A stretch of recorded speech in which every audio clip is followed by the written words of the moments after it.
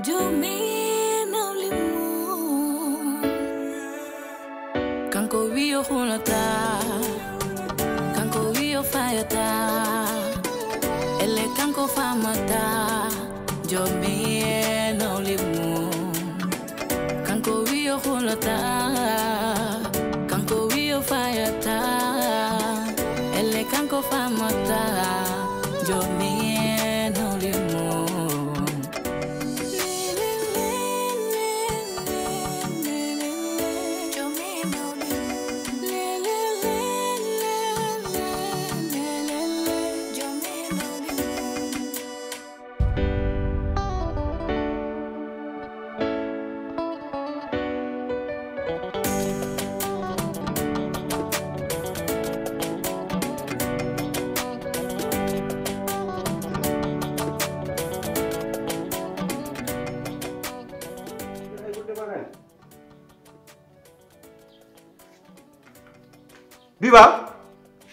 Biba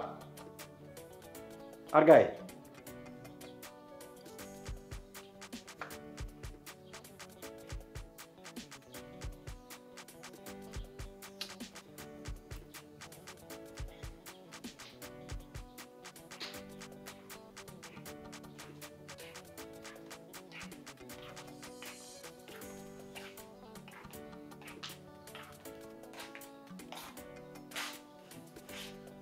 Yontaan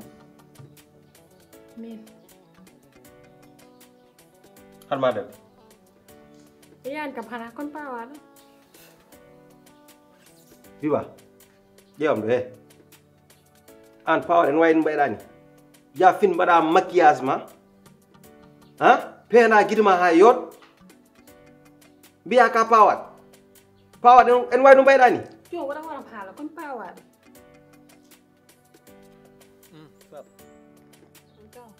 Don em tan ana yaltu yan daral to seyla bam jula be wayri andi gel Allah weedi mo gal hanti kam yaltaani ta ko nangen wuli non wuli torop kadi min non mbami hande heydude law billahi o ngolmi tay wallam ka gummi daral kay maano fonno da sotto tew kam nyaama ko da artu hada nyaamde kadi caggal galle ma welaani tan wude min kam hadani ko sundo sakam tan su kala dañ min rende wallahi not non ton bottare bon kon dina nyaat galle tan odi hande mbidu huli yata wona o atta e mbadam do won do bottare dila min mbidu huli yata wona o atta e won do bottare hande defa de la hande barbe ma ko naati aljanna la ñom yonta biba ko waydo defani non mi anda gel suba ko de mo nder suudu ko yaltani mi yiyani mo mi anda ko woni do mum mi wawi kadi tawar ko ardo woytade men nyenden ko tawar ko dum musi mo haw yaltani defte bottade men dani parce que ala ko haal lembi jom haalani haydara kaw dum kam salle mi anda hen haydara gandum dan hande dal bottade defa kay galle e kam so Biba aden gidol ko ren jidim ganda affaire non ni jogot utu juudi quoi si kum jiɗi ganda dewgal aduma ɗoyri a addata ɗo pour yawon meuble gallo walla ya jooɗe nder gallo aɗa wat ko belɗa yimɓe gaccirma noon mi yi noon a waɗan kam respecté a waɗan respecté yimɓe galle ɓe an a fini a sellani noddi yimɓe galle ɓe mbiya a sellani bawa def yo ar def kono lelɗa ha oɗo heure noddeɗa mbiyama sellani te an aɗa yenna haydara heɓani te ɗo giƴ ala he galle he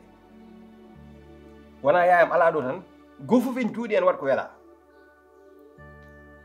an a sellani wiyama sellani ƴeew bawɗo defde def kono a sellani lelɗa suuduma ndeeƴa ha oɗo heure 1 heure a fawan barma ɗum yawtani a ɓena komi pawan wonam ari kalan man yawi ɗumen komi pawaɗa ɗum goto ara defa ay sa fawano mi forçama ya def kono yeeso ma ngoyɗo kal jiɗɗum anda hay dar heɓanima pawaɗe en wat maquillage pewna yesma ha feew njoɗa mbiya ka pawat aɗen jiɗi ɓandinem biba arsat def ay joom haala koko heɓoto heew min waɗi maquillage min fini tegindirmi kosɗam min teyi mi defani an ka tagi an mi wona ɗo ɓe defa mi wona ɗo ɓe defa te an somi yantami suudan ko poɗɗa ko waɗ an waɗata ɗum mbiya yomi joɗɗo ndir kata mi defani ay ɓeya ɓe gandanɗa jamma waɗi haɗa werno suudu mumen jamma yoɓe gar ɓe defa min mi defani joom de kam mi andi tan somi mayino o galle mbo fusat ñalam goto billahi an hono gondirta debbo ma e galle defani bottari neɗɗo tawtani ɗon maayi ɗin leeli bottari en wayni mawnude en wayni teddude galle jooɗo joni min maaro nan jooɗi sukara nan jooɗi nebbam nan jooɗi basalle ala ko manque galle defani rewɓe tato plus liggotono ngel arani hande ay Khadija tawani yidemo de min guila wiyete mi yaltani suudam joni tan jaltum mbimi yomi def ataya kam mi yara ham nde reedam ala haydara kam mi yara ataya woɗo ko lele nder reedam seeɗa fof noon joom wayi ayi noon fof ayi ɓeɗo sukaɓe sa lappananiɓe tan ha ɓalli ɗi nguli ɓe gonta yimɓe joom noon sundo ko oto mama nawi gara somi waɗe mi anda ko mbiyata ɗum ko entretien mi anda ko poɗɗo waɗede entretien mi halanma min kam somi wawno onon fof goppat joom ɗanno beele ma wiltu seeɗa ala joom kay min kay mi haɗani ɗum ɗannade min kay sonno ko sagam aɗani tawanno ko yeehi o yiiloyima ko dañani hoore makko par ce que aɗa andi jonde nde jooɗi ɗo nde min kam ɓurananimi wona ko ɓuranimi mataw komi donkan ɗum tan subaka Allah mo pini fof komi kaalɗo joni o yeehi ha ɗum o hutori kam ni kono min kam mi haalat wallahi joom kay somi dañino o yaha mi yetta Allah kalta kono mi rewtata hen biba mi mbatta chantage joni mi waɗanima chantage de mi was defde min wasi defde nadde nde kata mi defa sa yiɗi defde yata jaari walla to salamata mais min mi defani min noon cikkanon ko neɗɗo kewɗo fulla e fayida mais hanki gandim ka neɗɗo ñakkuɗo fayida aɗan pourquoi an kewata koye nder suudu ma pourquoi aɗa yaha e salmata aɗa haalan ɗum a haadani ɗon jaaha e hajjil aɗa haalan ɗum an famde gacci an mata anda watte koye nder suudu fof ko suturu ɗum wona ko haalte he mbedde de woto waram haala sa annino ɗum mbaɗa ko poɗɗa ko waɗ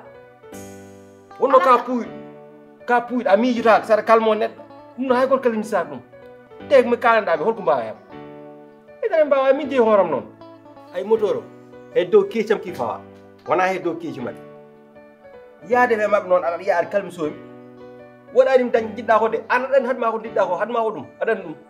hadma ko jiɗɗa ko woni a jaɓani nande hallulo e jaam ay sa nani hallulo e jaam joni kala ko jiɗɗa yam hema heddi kono a wawa wonde gallo gona tidde hoore aɗa waɗa ko belɗa mbiya ya dañƴo ko welma ɗum wawa wonde joom ko jaari widdi ɗum noon jaariyel ngel deeda ngel jiiɗa so ngel jaggi joom ngel ɓuucot ɗum comme no neɗɗo ɓuucorto mi anda fof no jiɗmi ɗum haalde joom ne yiɗi ɗum kay ɗum kay kaw kono noon hande noon joom e jaari mi anda joom e biba kam tawi tan biba yonta defani somi tawi ɓe nder galle to ma ɓe jaltu galle o kaw on mbaɗɗa ɗon no wiyete ko saali annene botta anna jari dugo annene mbaɗi anda heege boni ko fof ɓuuri bon koye mawɗo ɗum kay mbaɗa andi ɗum temi haalanma telede ɓuuri wawi ñamde ko woni e reedu ko jita ko ɗo ko fonno ko won sukunu ndu fof ɗum ɓuucito ko woni e reedu ha gas mimi suusa heege de mbeɗa anda suusa heege a pari mbimi ndaha pari tan ko kalanmami ko annani ɗum ko jagui sa yiɗi yomi defde ko poɗɗa ko wat suudam ma waɗ ɗum arsa def mi defani an hana nanata mete nanata ka jiɗ seere walla ay o galle ko nahni kam ko ɗo yaltinani kam ɗo jooɗoto min ma wela ɗo jooɗoto min ma metta te dawɗa kala mo yiɗa kam ma tegam hitere gallo dewgal wonma ɗo sangal natti ɗo wonde a yaltat a lubrat kamen galla men anani arsat def biba haala e coowo moƴƴani an kam noon cikkum an a nanani Poular par ce que min jimi tan guila yahami yalti gallo yi Dakar ha joni gonɗa e wadde gallo ko belɗa anani arsat def a defani Allah ne seeɗi mi haalnimama noon mi haltinimama dewgal wanma e gallo sabu ɗo e hankino mbimam so wimi arti so wimi arti tawimi a defani wallahi danama mi wawa hen dañede min jemto waɗa menace mi an yewtu bolle ma yewtude an ka dariɗa ko yomi def anda hoore jiɗɗa welno suudu ma ani faala muna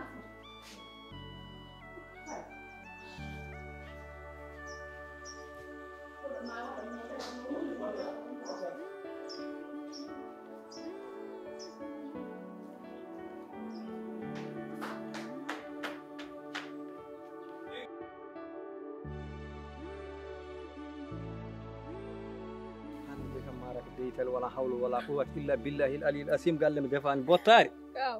ay haali gonga ni ne telen ma fotet ko sa yahay nangi etta wutte ma mbaɗa ɗum ni dow hen kam nangue was fiide hen musata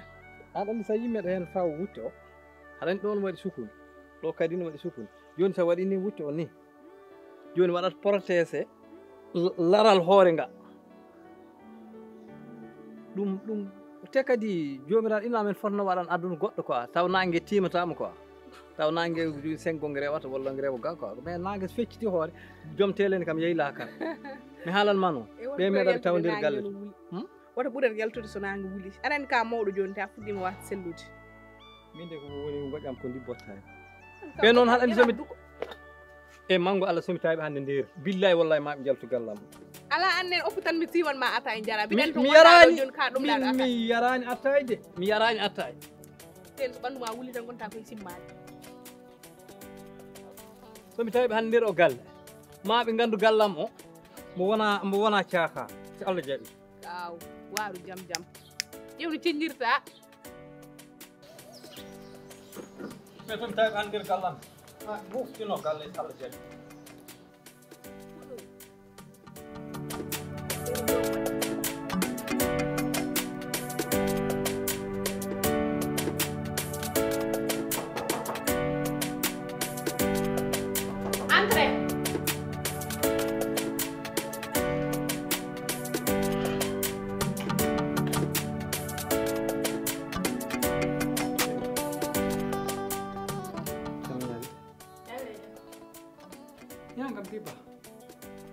en keɓa kandi wottade waɗ amma defi kottade komi ñawɗo piba sa ñawi kay haalan yimɓe guila subaka law goɗɗo ya defoy kono joni en jooɗima ɗo ha 1 heure arti joni meɗa maayi heege ɓe mbi galle ala botte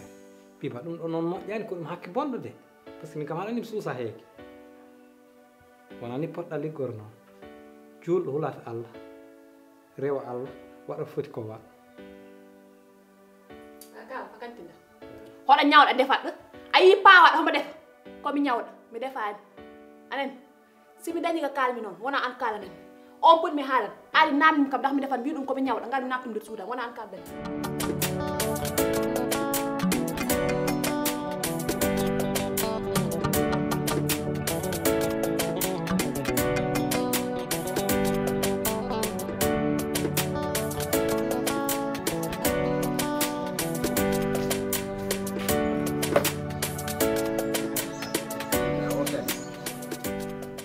tan mo warɗo neɗɗo mi sohe kaso par ce que hay goto jaɓani halfede goto foof waɗata ko weela te ɗoyde onon wonɓe ɗoyde hay goto wona ɗo guiƴo moon quoi min ɓuuri ɗo famdude onon foof mi wona guiƴo moon min komi gorko moon goto hen foof hen no finnorata biba en wawi en foti joɗade oɗo heure fawan barmi mata anda jooɗade defan bottade ko waɗata ko e galle barmi kippide ñalawma yarnat galle caggal laakar fayi o jooɗo hawɗo heure wi kam o sellani ana sellani a wawa findinima suba law gandina yimɓe a sellani a wawa defde hannde yimɓe trouve solution gofo en waɗa wela ɓaɗi yama ala ɗo hede so yama waɗi ɗo hay goto suusa ɗum wadde ndayar atay kam gulna reedu joom isa ñamani kay sa heeɓi ata yettata Allah seydi gallo mam watta hen haal welko aɗen jiiɗi ñaguito mamani gara jaaha dafa quoi par ce que jaari wonke ɗanan mbiɗa ɗum findin mbiɗa ɗum déranger daña baraji umuɗa gara defa pawa barme hay sa defana men gosminen jiɗi comme ñaguiɗem tan saabi Allah quoi par ce que biba a wawa ɗum fiide mbi ɗum sellani te min mbeɗa laaɓa omi selli omi kes ko celi defde ɓeyɗo Salim ngara an ɓuura hakkille seeɗa ngara pawa barme o par ce que miɗen bam so tini hande defa kirin hallaji fof e dow mo warɗo ɗum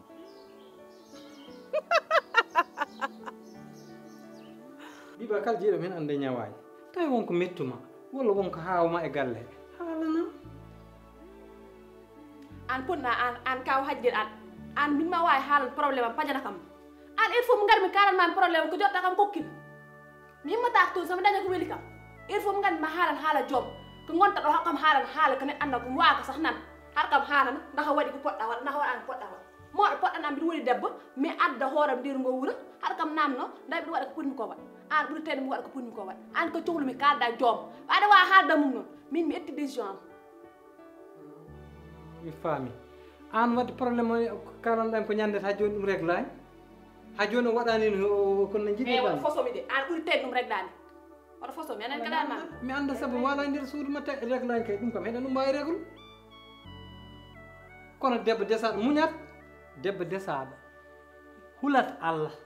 waɗa ko foti ko waɗa billahi wallahi hay ñawani haɗani kaw hajjat ay toyata gimmimi wuro yumma wuro babam ñamdede toon mbiɗa ñaama mbiɗa yara mbiɗa looto mi waɗa foof wawi an ko manquirami ko ɗo ɗum taki kam arde ɗo sami yiyani ɗum so yiyani ɗum a defata eyyi Salmata min jalande de komi ñaguiɗema yaara defa dañ baraji ɗum sat defoy ara he joom wotta fontomi a yewata kam laabi ɗiɗi hol defantama botari min hayso mbakal miɗen jiɗi a nanani kam de ndiyam sam mi wullata ɗo mbiɗa totumare yara walla nanta mi defani hande mi defani janggo mi defani ɓawo janggo min yontandam so ari mi waɗa ɗum géré normal no haniri ni ko noon mbaɗirami ɗum min defi bottari hen defmi hirade fin mi pewnimi kattade yimɓe fof katti loodimi ha laaɓi ara mi jooɗimi ɗo etten mbiɗa siwa ataye min foti defde biba fota defde haaƴe dande lelo ɗano wiya sellani mbiɗa jaari ko ɗaniɗo a joni min woni babba ma kamɓe ko poti wadde ko so mbaɗa ɗum min ummoto mbiɗa waɗoyɗo aɗa ko jimi ande ɗum watta fontomi anani ko kalantuman ko so tawi tan ko min hande ni a watta noon onon kam min woodi Allah rokkanimi rewɓe aljanna min de rewɓam ɓe lawol aljanna fawet ni e poti rewde e pay aljanna cel e jippo lawol ngol aɗan woni e defte naata wañ defa ha feew defa ha moƴ totta yimɓe ñaam aɗan ko hoɗum woni hen aɗan nafoor wonde hen eyyi ɗum ɗon ganda ɗum ɗo so waɗi ɗum a dañi hen bereji mbasa ɗum wadde quoi ɗum ɗo so waɗi ɗum naata aljanna mbeɗa yi anda ɗum ɗo mbiɗa wawi ɗum wadde so waɗi ɗum ustanima haydara mi wasa ɗum wadde sababun biba sali defde jaari sali defde mettin ɓerde e joom wasa defde ɓerde ɓeɗo wadde explosion an wallam an noon hande jawa laaɓami hande yawar ne jawiɗami de an joom pour qua tottani kam respect pour qua tagata kam place am an holno foti laabi tan mbalɗa suudam haydara hewani toon hakkude men te hatta somi fini mbalmi kono potmi waade ni mi hocca pañam mi yaha marché mi dugga mi ara mi defa ha wela mi rotta yimɓe foof ñaama mi meeɗi finde mi defantako ɗum a joni kamɓe mbaɗa boneji mabɓe ha para gara juppaya joom wota yiitu jikkam joom reeno kam aɗa andi kam de gonga o an woni hen ɗum kam meɗɗum andi sa wonno fenani en mbiyatmami ko fenani mais koye gonga jooɗo kolon gonɗa kono noon neɗɗo ina muña sala nan ɗo ala ko waɗtaki kono o meeɗa sala defde bottari walla hirani min mi wona sala min mi wona sala ko sala jaɓata ko suudu mum mi anda ko dañata toon walla ko dañata haydara ko woni kama sala min hooram ƴewmi accuma haala kam haala rewɓe keddi ɓe min ko hooram kalmi mi kasanani e debbo goto ñandi tenki tawɗami ɗo mbiɗami ko joom on waɗa toon ko an tan wasi waɗani ko hono gandirɗa ɗum gandi ɗum ko mi yurnoto cuuɗi mumen nene goo mi lenoto fajjat mi immo mbiɗa hetto ko mbaɗata ade mi haanga ha joni de koye gonga gonɗa gonga ma 100% kala yennuma ɗo walla fiima ɗo walla waɗi kam toñma par ce que an a waɗi poɗɗa ko waɗ a rondim bagage ma a ari a woni e galle he aɗa def aɗa wuppa aɗa ƴooga o saltimam totti ko fonma ko tottude aɗa jogui lawol anne jaggude hoorema gonga noon aɗa jogui lawol kono minen min jogui lawol ñagadema e dow hen ma weeli so weelima gara ballami saabi Allah gara nefa portable siki jamma waɗi ɗen jewten ɗum régla ko ɗon kaɗanmami noon Salma eyyi joni komi ñaguiɗem min mbeɗan min toñi quoi min d'accord jaɓi min toñma mais min ɓe jogui droit ñagadem wona dañ ɓe rek tinno waɗanmi umu gara defna min anni aɗan min kam min wallahi somi defni mon so ñami on ma yadde mimi sohlani ya def min tawi tan ko min helto juuɗe ma e koyɗe ma jaaha rewɓe ma ɗo wonɓe toɓe ɓe kelta juuɗe mabɓe e koyɗe mabɓe min ha jam ne bona hen min somi sohli ñaam mi andani e hoore mi ala ɗo dawal ngel mi ala ɗo ullungel mi ala ɗo ɓinguel aɗan sin wona jaari ɗantono ko so yiɗi ɗum defat mais hanki jammo ɗana ka weeti joni wone ɗanaji ko haajuma an e jaari live tiktok o wonno hanki jamma yiɗa findindemo a nanani kam de ɗum ko haajuma an e jaari e ɓe waddanno live ɓe sanota caknande a umma defɗa mi defani anani takal kam ko yaltude mi defa mi naata nder karte mi wuuna mbiɗa defa ko joom arde walde nder suude si waɗani noon mi yaltani waɗa ɗo buuse centimétre mi ɓe defo an dal ko mbiɗa joom ar holluma ko gorko kolla ɗum ka debbo nden jaaha katan defa ɗum tan so ala defata ɗum min ɗum wayri huɗ mi yahanmi adda joom joni holluma ko gorko kolla ɗum ka debbo jalta defa a faami sa waɗi ɗum de ñaama welka ko ñamanɗa ha gandu ko won rewɓe jiɗin gorol haqqiga fode si delta kam ma ñande bala e ɓoppaman tame mam de nde barade ay bara mbi way defani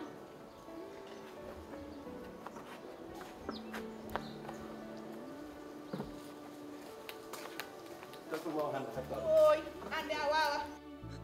an joom an hon gonirta galle ñallam defani bottari pour